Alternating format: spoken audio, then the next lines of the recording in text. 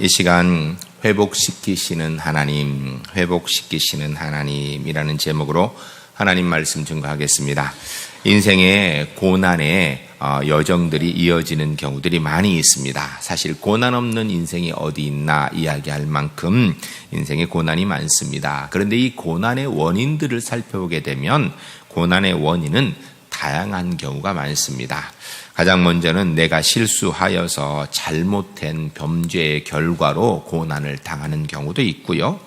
또 내가 실수한 것이 아닌데 하나님께서 이 고난이라는 은혜의 보자기를 싸서 특별히 내게 특별한 은총을 주시기 위하여서 은혜 주시기 위해서 하나님께서 연단의 과정으로 고난을 주시는 경우들도 있습니다.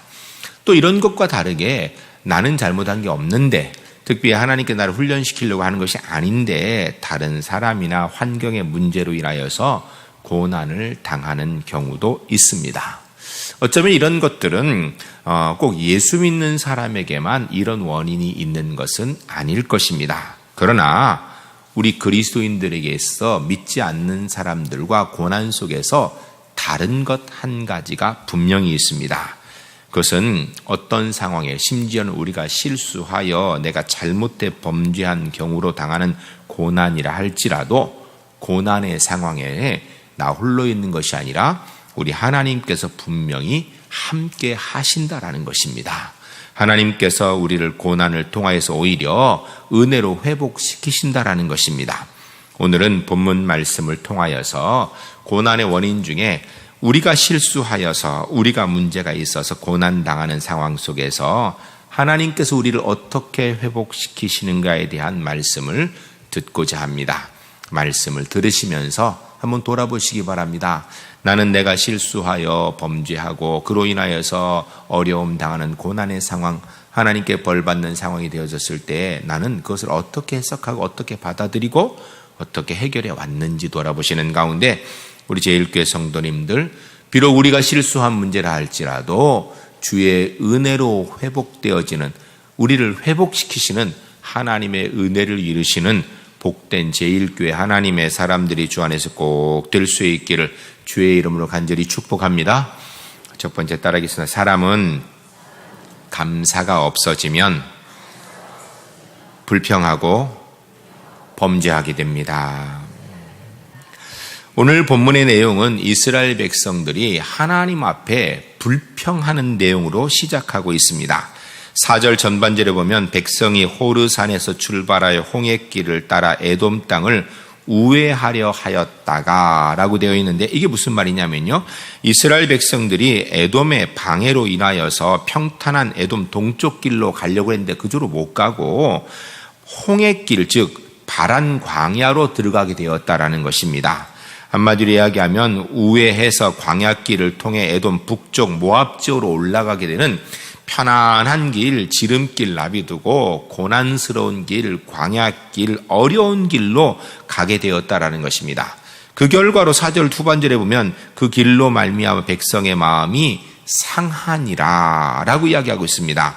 지난 38년, 출애굽하고 나서 홍해를 건넌 지 38년쯤 되었을 때예요. 38년 동안 광야를 사실 유리방황했습니다.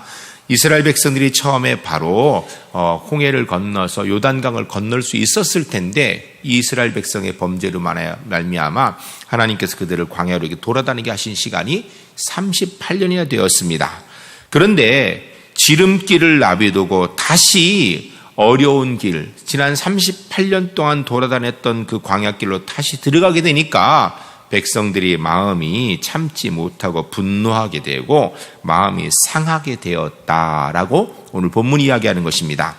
여러분, 인간적으로 생각할 때 이스라엘 백성들의 오늘 마음이 상하고 마음에 분노가 생기는 것 우리가 이해 못하고 말도 안 되는 일이라 할 수 있을까요? 아닙니다. 어떻게 생각하면 인간적으로는요, 당연한 결과라고 이야기할 수 있습니다. 왜냐하면 38년 전에 범죄하여서 그로 인하여서 광야길을 방황하게 되었지만 지난 38년을 지나오는 가운데 광야에서 고생했던 건 사실이거든요. 그리고 그것도 뭐 한 3, 4일 한 것이 아니라 38년을 유리방황했으면 고생할 만큼 했거든요. 그런데 또 그 광야길로 들어간다 하니까 마음이 상하는 것이 어쩌면 인간적으로는 당연한 것일지 모릅니다. 여러분, 우리가 언제 마음이 상하는가? 우리 인생을 살아가면서 가만히 살펴보면 크게 두 가지가 있는데요. 첫 번째는 고난을 당하면 마음을 상해요. 어려운 일을 당하면 마음 상해요. 때로는 내가 잘못하여서 당하는 어려움이라 할지라도요, 그 어려움이 적당함 모르는데 계속 이어지면 마음이 상하게 되어 있습니다. 내가 뭘 그렇게 잘못했다고 계속해서 이런 어려움이 있는가, 이런 생각이 들고요. 왜 하나님이 내게 이런 벌을 주신, 이런 생각이 드는 게 정상입니다. 사람은요, 감당치 못할 고난이 계속 이어지면요, 불평이 나오게 되어 있습니다.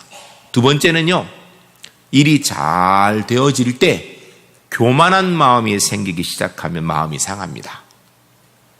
내가 이만큼 잃었는데 왜 안 알아주나?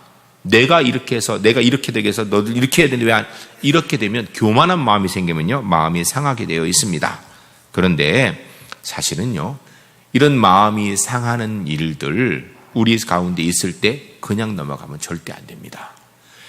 만일에 고난의 문제로 인해서, 그로 인하여서 마음이 상할 때 고난 쳐다보면요, 해결이 안 됩니다.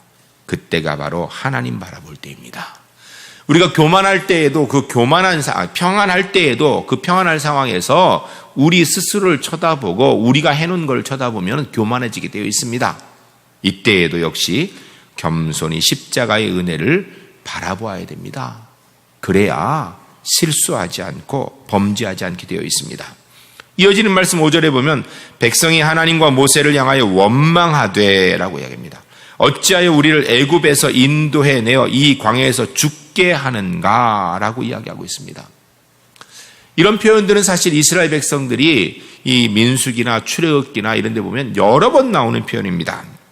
한마디로 이야기하면 이스라엘 백성의 원망은 문제가 부딪혀서 어려움을 느끼게 되면 어김없이 터져나오는 습관적인 불평이었습니다. 하나님께서 광야에서 자신들을 죽게 하신다고 했는데 사실은 이스라엘 백성들은요, 광야에서 지난 38년 동안 살았던 곳 전적인 하나님의 은혜로 살았고요, 지금 이 순간도 하나님의 은혜로 살고요, 앞으로도 하나님의 은혜가 아니면 광야에서 살 수 없는 사람들이 이스라엘 백성들입니다. 은혜로 살았고 은혜로 살고 있고 은혜로 살 것인데 그들이 하나님의 은혜는 보지 못하고 눈앞에 있는 광야의 어려움만 쳐다보니까 입술에서 불평과 불만이 쏟아져 나오게 된다는 것입니다. 5절 후반절에 보면 뭐라고 불평하냐면 이곳에는 먹을 것도 없고 물도 없도다. 우리의 마음이 이 하찮은 음식을 싫어하노라 하매 라고 이야기합니다. 광야는 실제로 먹을 것이 없습니다. 물도 없는 것입니다. 그런데 이스라엘 백성이 어떻게 살았을까요? 주의 은혜로 살았지요. 낮에는 구름 기둥, 밤에는 불 기둥, 매일매일 만나로, 물이 없을 땐 반석에서 물을 내는 주의 은혜로 살았는데 기껏 하는 얘기가 이곳에 먹을 것도 없고 물도 원래 없었다니까요. 근데 주의 은혜로 살았어요. 그런데 뭐라고 했냐면 우리 마음이 이 하찮은 음식을 싫어하노라 합니다. 하찮은 음식이라는 말은요, 다른 말로 이야기하면 악한 음식, 무시할 만한 음식, 형편한 음식, 이런 것입니다. 뭘 상징하는 말인가? 이게 지금 가르치기 만나를 이야기하는 거예요. 한마디로 얘기하면 하나님께서 제공하신 만나를 멸시하는 말입니다. 그 만나 먹고 지난 38년 동안 살았는데 그들이 그것을 하찮은 음식이라고 이야기하는 것입니다.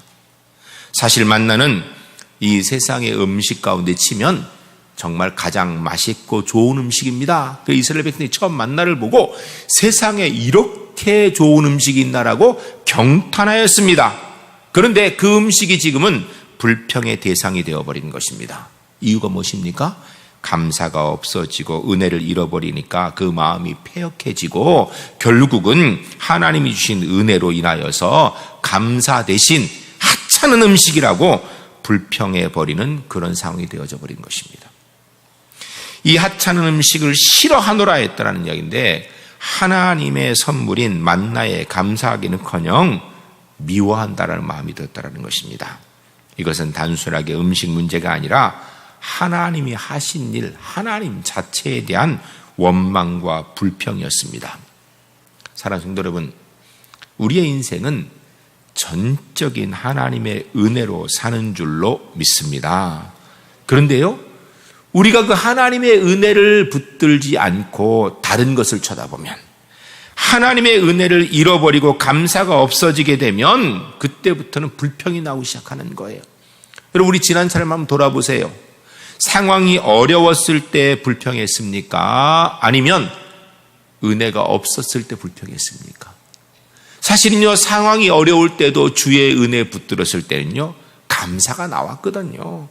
힘들고 어려울 때도요, 그때는요, 감격에, 감사에 눈물이 있었거든요. 그런데 우리의 시선이 하나님의 은혜를 보지 않고, 우리의 손이 하나님의 은혜를 붙들지 않고 세상을 바라보고 고난을 바라볼 때에, 그때에 불평, 불만, 감사가 사라지는 그런 문제들을 경험하게 된 것입니다. 오늘 본문을 보면서 우리 제1교회 성도님이 한 가지 분명히 우리 다짐했으면 좋겠습니다. 주님, 어떤 상황에서도 주의 은혜만 붙들겠습니다. 어떤 상황에서도 시선을 주님께만 고정하겠습니다. 주의 은혜 붙들고 감사하며 살아가는, 그래서 실수하고 범죄하지 않는 우리 제1교회 하나님의 사람들이 주 안에서 꼭 되시기를 주의 이름으로 간절히 축복합니다. 두 번째 따라하겠습니다. 죄는 빨리 하나님 앞에 회개해야 합니다. 이스라엘 백성들이 죄도 참 쉽게 범합니다. 전 이 점은 우리 제1교회 성도님이 안 배웠으면 좋겠습니다. 쉽게 불평하고 쉽게 하나님 원망하고, 조금만 힘들면 바로 하나님 원망하고, 하나님이 세우신 모세 원망하고, 그랬는데 이런 건 안 배웠으면 좋겠습니다. 그러나 반대로 이스라엘 백성들이 범죄도 쉽게 하였지만 하나님 앞에 회개도 참 빨리 했어요. 죄를 쉽게 범하는 건 배우지 말고 범죄하였을 때 빨리 돌이키는 거는 배우는 믿음의 지혜가 있는 우리 제1교회가 되었으면 좋겠습니다.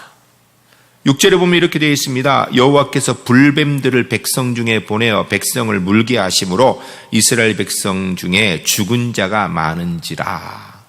불평 불만하니 하나님께서 불뱀을 보내어서 그들에게 벌 주셨다라는 거예요. 그런데 이 불뱀이라고 있는 단어를 보면 그냥 우리나라 한국말에 그냥 불뱀 이렇게 되어 있는데, 히브리어 원어에는요, 불뱀 앞에 하라는 정관사가 붙어 있습니다. 그래서 영어 성경에서도 그 앞에 더라는 정관사를 붙여요. 근데 우리나라 말에는 그 불뱀 이렇게 얘기하지 않거든요. 그냥 우리는 정관사 잘 쓰지 않아요.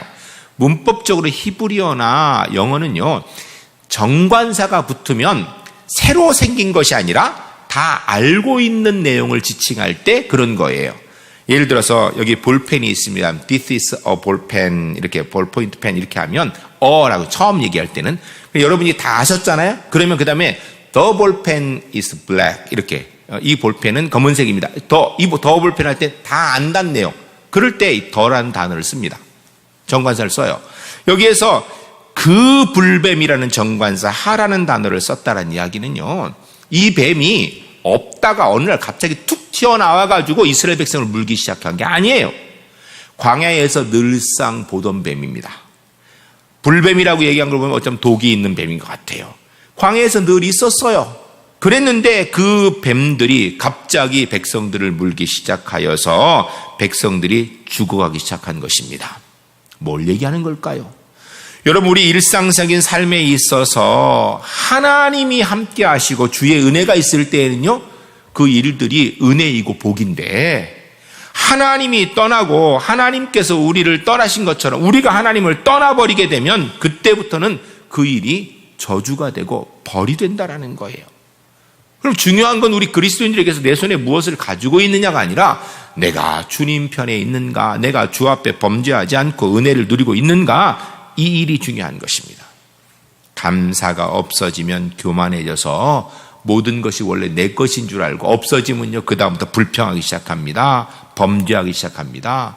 감사를 잃어버리면 다 잃어버리게 되는 거예요. 사실 우리가요, 마음에 원망하고 불평하는 일들이 대단히 큰 일 때문에 마음에 상처받고 이러는 경우가 그렇게 많이 없어요. 여러분, 지난 주간에 사실 우리나라는요, 굉장히 심각한 일이 있었습니다. 북미 정상회담을 트럼프 대통령이 취소한다고 발표했어요. 사실 우리나라에 있어서요, 이게 북핵 문제를 해결할 수 있는 유일한 통로가 사실은 지금은 북미 정상회담을 해서 북핵을 파괴해야 한다. 이게 지금 필요한데 그게 취소된다는 발표를 했어요. 굉장히 심각한 문제예요. 한 가지 물어보겠습니다. 혹시 그 발표 듣고 걱정이 돼가지고 마음이 상해서 그날 밤 잠도 못 주무시고 입맛이 뚝뚝 떨어진 분 계신가요? 아무도 없죠? 이런 일이 있네. 참, 트럼프도 이제 막 막말하는구나. 이 정도였죠. 북한이 잘못하니까 이런 결과는 이 정도였어요. 그 심각한 문제, 민족의 운명이 걸린 문제에 별로 상처받지 않았다니까요? 근데 우리가 언제 상처받는가? 나랑 가까운 사람이 말 한마디 툭 던진 거. 내 옆에 있는 사람이 혼자 맛있는 거 혼자 먹을 때, 나 먹으라고 안 하고 혼자 몰래 숨어서 이럴 때 상처받는다니까요. 사실은 아무것도 아닌 일상적인 삶에 있는 것 이내 상처받아요. 우리 마음에 감사가 없으면, 하나님의 은혜가 없으면요, 아무것도 아닌 일이 벌이 되고 저주가 되는 거예요. 7절에 보면 백성이 모세에게 이르러 말하되 우리가 여호와 당신을 향하여 원망함으로 범죄하여 싸우니 여호와께 기도하여 이 뱀들을 우리에게서 떠나가게 하소서. 모세가 백성을 위해서 기도하매라고 얘기합니다.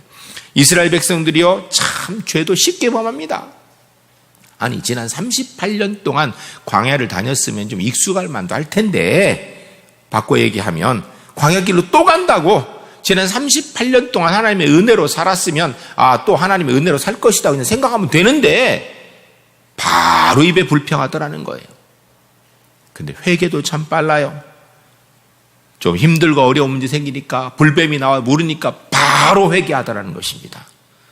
저는 이 점이 우리가 꼭 배워야 될 점이에요. 여러분, 회개는요, 주저하면 안 돼요. 우리가 잘못되었다 판단이 딱 뜨면 돌이켜야 돼요. 아니, 하나님 앞에 실수했다면요, 그냥 빨리 돌이켜야 돼요. 거기서 미적미적하면 안 됩니다.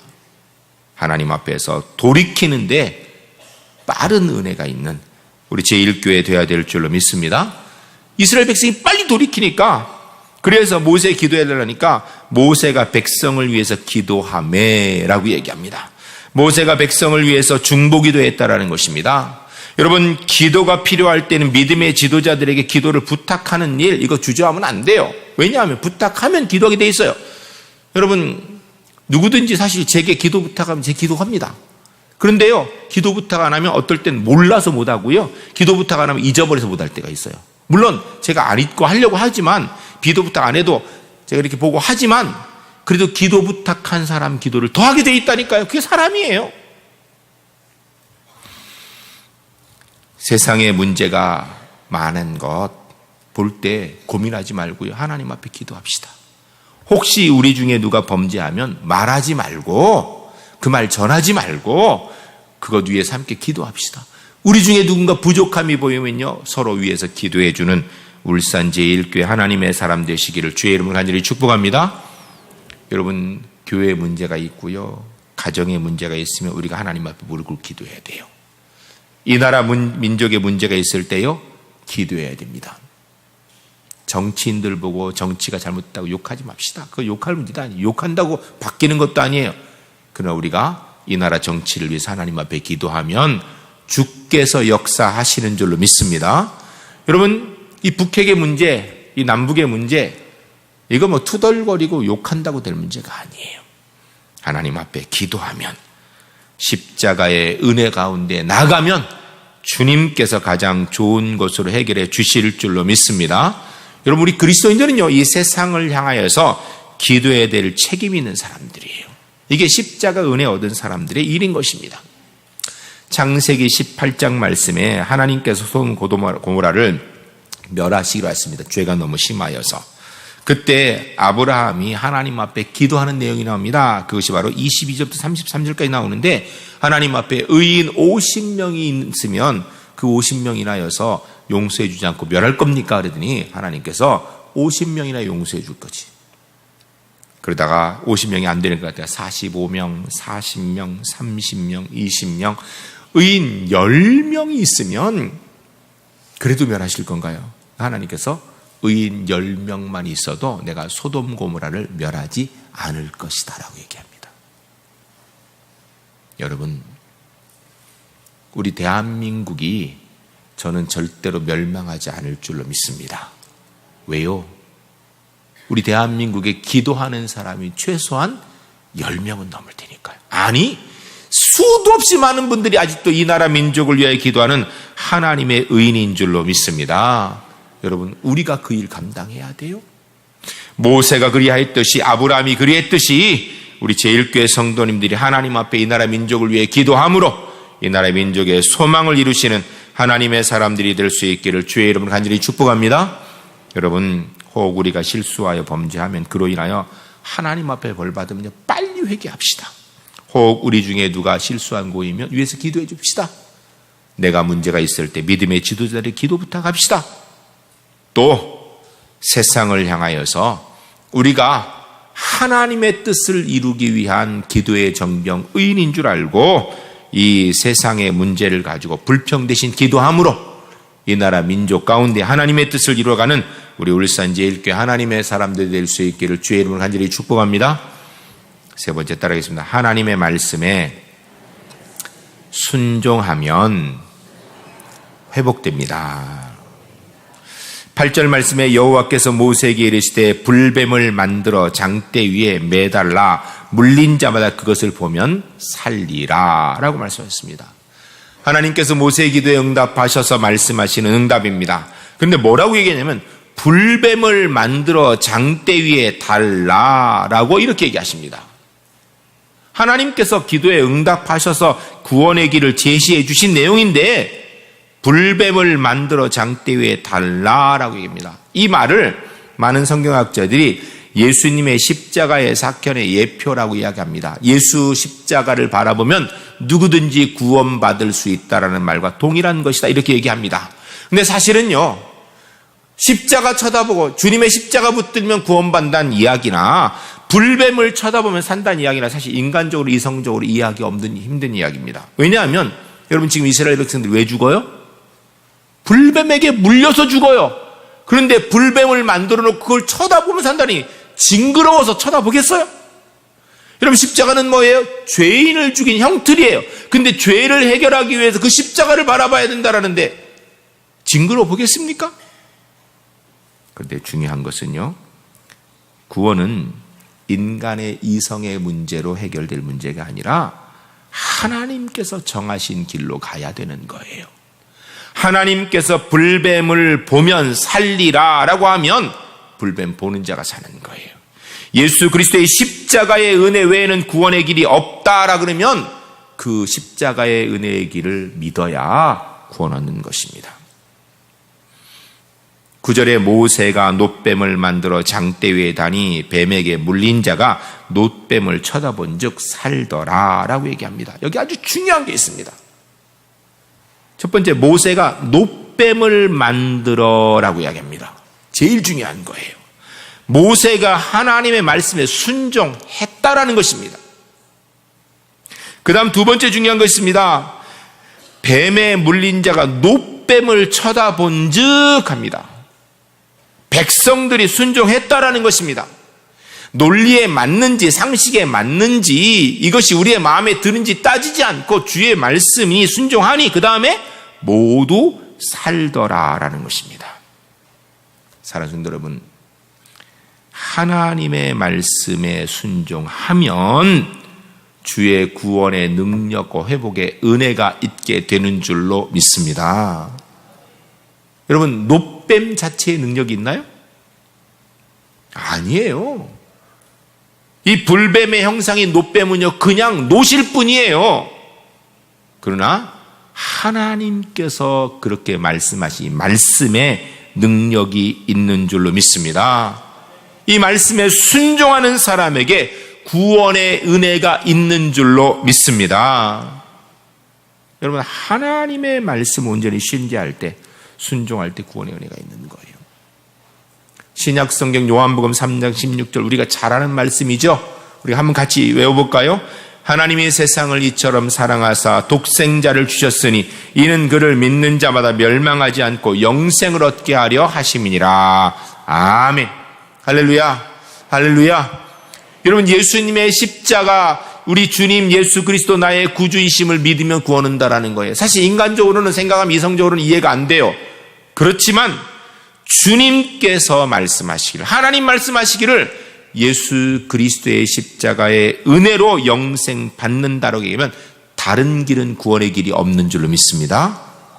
그럼 회개하고 하나님 말씀에 순종하면 회복되어지는 거예요. 왜요? 하나님의 말씀에 능력이 있기 때문이에요.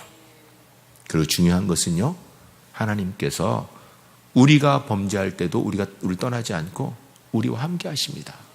빨리 돌이키를 기대하시면서. 한 가지 이야기를 말씀드리고 오늘 말씀을 마치려고 합니다. 미국 사람 수잔 앤더슨이라는 사람이 있었습니다. 그녀에게 어느 날 불행이 찾아왔습니다. 별것도 아닌 눈 수술을 하게 되었는데 수술의 결과는 말로 감당할 수 없는 실명이라는 결과가 나오게 되었습니다. 여러분, 어렸을 때부터 시각장애인으로 자란 사람은요, 사실은 성인이 돼도 생활하는데 크게 불편하지 않아요. 잘 몰라요, 불편한 걸. 그러나 성인이 된 다음에 시각장애인이 되면요, 아무것도 할 수 있는 게 없어요. 그런데 이 수잔 앤더슨에게는 참 좋은 남편이 있었습니다. 아내가 눈수술로 실명이 되어진 걸 보고 남편이 도와주었습니다. 손과 발과 눈이 되어주었습니다. 회사 생활을 할 수 있도록 도와주고 일상생활을 할 수 있도록 도와주었습니다. 그래서 사실은 눈이 안 보여 불편하지만 크게 어려움 없이 가정생활도 하고 회사 생활도 하였습니다. 그렇게 얼마 시간이 지른 후에 남편이 어느 날 수잔 앤더슨을 불러놓고 이야기합니다. 여보, 내가 계속 이렇게 살 수는 없을 것 같소. 앞으로는 당신이 혼자 출근해서 혼자 회사 일하고 혼자 퇴근했으면 좋겠소 라고 얘기했습니다. 수잔 앤더슨은 하늘이 무너지는 것 같았습니다. 남편 말에 큰 상처받았습니다. 배신감마저 느꼈습니다. 이제 내가 눈이 안 보이니까 나를 이제는 버리려는가 보다 생각도 했어요. 그런데 그녀는 다음 날부터 어쨌든 살기 위해서 이를 악물고 출근했습니다. 처음 혼자 가는 길이기 때문에 앞이 안 보이니까 넘어지기도 했고 자빠지기도 했고 그런 가운데 사람들의 시선이 느껴지기도 했습니다. 서럽기도 했습니다. 눈물도 많이 흘렸습니다. 그렇게 하루 이틀 시간이 지나다 보니 어제보단 오늘이 낫고 오늘보단 내일이 나아졌습니다. 혼자 출근하는 것이 어느 정도 익숙해질 무렵 그날도 어김없이 혼자 버스를 탔는데 운전기사가 무심코 그녀에게 이런 말을 던졌습니다. 부인은 참 좋겠습니다. 좋은 남편을 두셔서요. 매일 한결같이 부인을 보살펴 주시네요. 라고 얘기했습니다. 사실은 그녀의 남편은 수잔 앤더슨이 혼자 할 수 있도록 도와주기 위해서 혼자 가라고 해놓고 매일 그 버스를 따라 타고 그리고 뒷자리에 앉아서 아내 출근길을 보며 회사 일을 옆에서 쳐다보고 퇴근길에 동행하였던 것입니다. 사랑하는 성도 여러분, 하나님은 우리와 언제든지 함께 하시는 줄로 믿습니다. 때로 우리가 하나님이 안 보이고 때로는 하나님이 못 느껴지고 안 느껴질 때에도 하나님 아버지께서는 하나님의 자녀인 우리와 함께 하신 줄로 믿습니다. 때때로 우리가 실수하고 범죄하여서 이제는 하나님이 나를 떠나셨겠거니 해서 느껴지지 않는다고 생각될 때 그때에도 하나님이 우리와 함께 하시고 우리에게 회복기를 허락하시고 그 길로 돌이켜 주의 말씀 붙들고 승리하도록 함께 하시는 줄로 믿습니다. 이 하나님의 은혜 붙들고 회복되고 승리하시는 우리 울산제일교회 하나님의 사람 되시기를 주의 이름으로 간절히 축복합니다.